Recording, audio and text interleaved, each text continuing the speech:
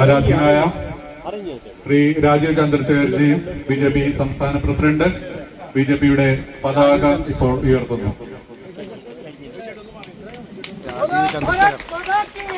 Shri Sabu Jacob, അങ്ങേക്കും ഈ പരിപാടിയിലേക്ക് സ്വാഗതം.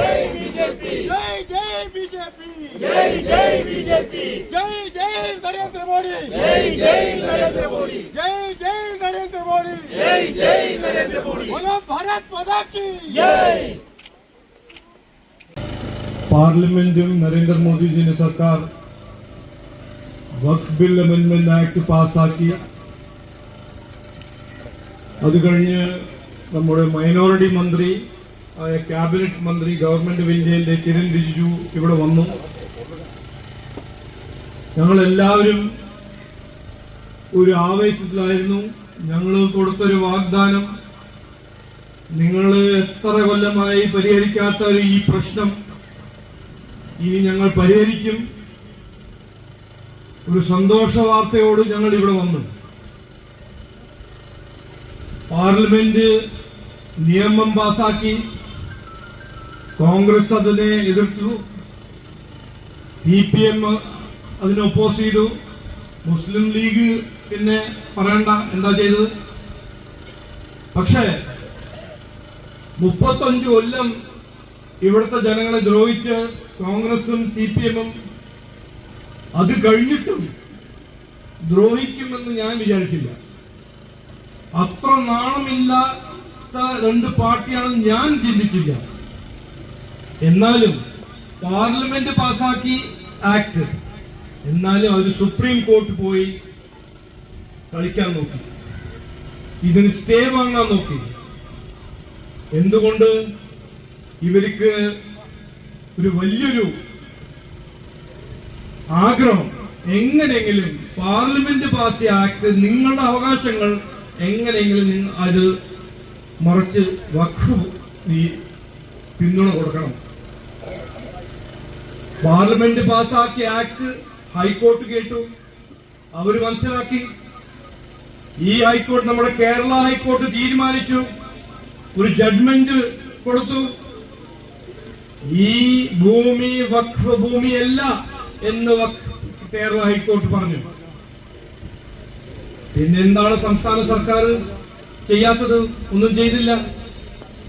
കാരണം രാഷ്ട്രീയം, കാരണം പ്രീണ രാഷ്ട്രീയം. ഇവിടെ ജനങ്ങളുടെ അവകാശമല്ല പ്രധാനം, പ്രീണ രാഷ്ട്രീയമാണ് പ്രധാനം. ഒരു ഹൈക്കോർട്ട് തീരുമാനിച്ച ഒരു കാര്യം, പാർലമെന്റ് പാസാക്കിയ ആക്ട്, ഇതൊന്നും പോരാ, എങ്ങനെങ്കിലും തടയണം, എങ്ങനെങ്കിലും ഈ പ്രീണ രാഷ്ട്രീയം ചെയ്യണം. ഞങ്ങൾ ഇവിടെ വന്ന്, ഞാൻ വന്ന് 1 തവണ 2 തവണ 3 തവണ വന്ന് ഈ പ്രശ്നം പരിഹരിക്കും എന്ന് ഞാൻ ഒരു വാഗ്ദാനം തന്നപ്പോൾ ഞാൻ രാഷ്ട്രീയ വോട്ടിന് വേണ്ടിയിട്ടല്ല ഇത് പറഞ്ഞത്. ഞാൻ കണ്ടത് ഇത് ഞങ്ങളുടെ കടമയാണ്.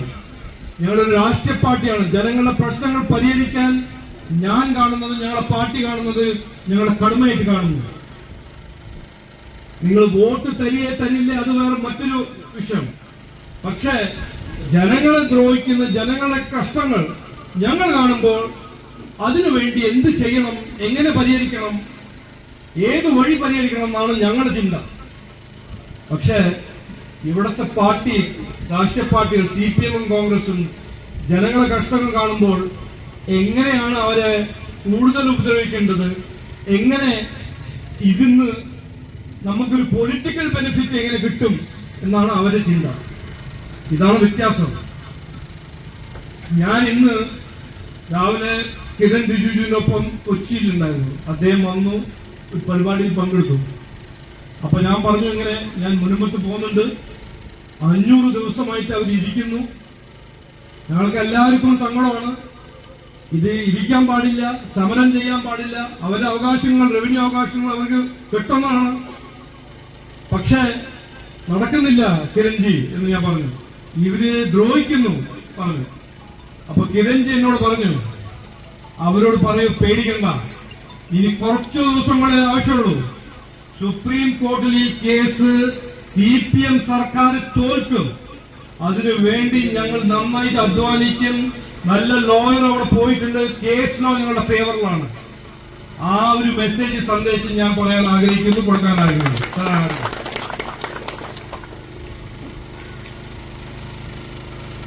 ഞാൻ നീണ്ടു സംസാരിക്കുന്ന വ്യക്തിയല്ല, നീണ്ടു സംസാരിക്കുന്ന എനിക്ക് ആ രീതിയും ഒരു ശൈലി ഇല്ല. പക്ഷേ ഞാൻ പറഞ്ഞല്ലേ, എനിക്ക് 500 ദിവസം ഇരിക്കുന്നത് വലിയ ഞാൻ സന്തോഷമായിട്ട് കാണുന്നില്ല. ഒരു ദിവസം ഇനി ഇരിക്കാൻ പാടില്ല. പക്ഷെ ഞങ്ങൾ ചെയ്യേണ്ട കാര്യങ്ങളെല്ലാം ഞങ്ങൾ ചെയ്യും. അത് 100%അല്ല, 1000% നിങ്ങളുടെ പിന്തുണ ഞങ്ങൾ തരുമെന്ന് ഞാൻ ഇന്ന് ഉറപ്പ് തരുന്നു. ഇത് ഇനി 100 ദിവസമാണെങ്കിലോ 200 ദിവസമാണെങ്കിലോ ഞങ്ങൾ നിങ്ങളൊപ്പം ഉണ്ടാവുമെന്ന് ഞാൻ ഇന്ന് സാബുജി ഞാനും ഇവിടെ ഉറപ്പ് തരുന്നു NDAന്റെ പേരിൽ.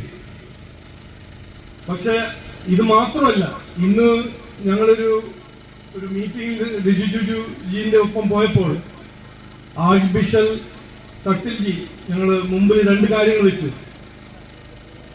ക്രിസ്ത്യൻ സമുദായത്തിന് മൈക്രോ മൈനോറിറ്റി സ്റ്റേറ്റസ് കിട്ടണം, അത് ആവശ്യമാണ്.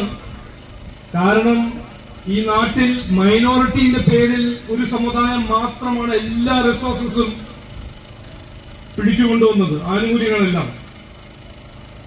അപ്പോ ഇന്ന് കിരൺ റിജിജു അവിടെ പറഞ്ഞു, ഇത് ഞങ്ങൾ പരിഗണിക്കും. ക്രിസ്ത്യൻസിന് മൈക്രോ മൈനോറിറ്റി സ്റ്റേറ്റസ് കൊടുക്കാൻ ഞങ്ങൾ ഇതിനെ പരിഗണിക്കും, ഇത് പഠിക്കും. അതിന്റെ അപ്പുറം ഇന്ന് ഞാൻ ഒരു സന്തോഷ വാർത്ത ഷെയർ ചെയ്യാൻ ആഗ്രഹിക്കുന്നതാണ്, അതുകൊണ്ട് ഇത് പറയുന്നത്. 2ാമത്തെ കാര്യം ആർച്ച് ബിഷപ്പ് തട്ടിൽ പറഞ്ഞത്, മാർപ്പാപ്പ പോപ്പ് ലിയോനെ ഇന്ത്യയിലേക്ക് സ്വീകരിക്കണം, വിളിക്കണം. അപ്പൊ അതും ഇന്ന് കിരൺ റിജിജു പറഞ്ഞു. ഞങ്ങള് സർക്കാർ, ഗവൺമെന്റ് ഓഫ് ഇന്ത്യ, പ്രധാനമന്ത്രി വഴി അത് ചെയ്യും. അത് ചെയ്യാൻ കാര്യങ്ങളെല്ലാം ഞങ്ങൾ ഇനിഷ്യേറ്റ് ചെയ്തിട്ടുള്ളത് അദ്ദേഹം പറഞ്ഞു. ഇത് ഞാൻ ഷെയർ ചെയ്യാൻ ആഗ്രഹിക്കുന്നു, അതുകൊണ്ട് അത് ഞാൻ പറഞ്ഞു. അവസാനം ഞാൻ പറയാൻ ആഗ്രഹിക്കുന്ന ഇതാണ്, ഇത് ആർക്കും, ഇവിടെ ഇരിക്കുന്ന ആർക്കും ഒരു സംശയം ഉണ്ടാകാൻ പാടില്ല. നിങ്ങളുടെ അവകാശങ്ങൾ നിങ്ങളുടെ അവകാശമാണ്. ഇത് CPM ആണോ, ഏത് പ്രീണ രാഷ്ട്രീയ പാർട്ടിയാണോ, നിങ്ങളുടെ ഭരണഘടനയിൽ തന്ന അവകാശങ്ങൾ അവർക്ക് എടുക്കാൻ കഴിയില്ല. അത് ഞാൻ ഉറപ്പ് തരുന്നു, BJP ഉറപ്പ് തരുന്നു, NDA ഉറപ്പ് തരുന്നു. നീതി നടപ്പിലാക്കുമെന്നാണ് ഞാൻ ആദ്യത്തെ ദിവസം ഇവിടെ വന്നപ്പോ ഒരു വാഗ്ദാനം തന്നത്. അത് ചെയ്തു തരും എന്ന് പറഞ്ഞ് വാക്ക് ചുരുക്കുന്നു. എല്ലാവർക്കും നമസ്കാരം, നന്ദി, ജയ് ഹിന്ദ്.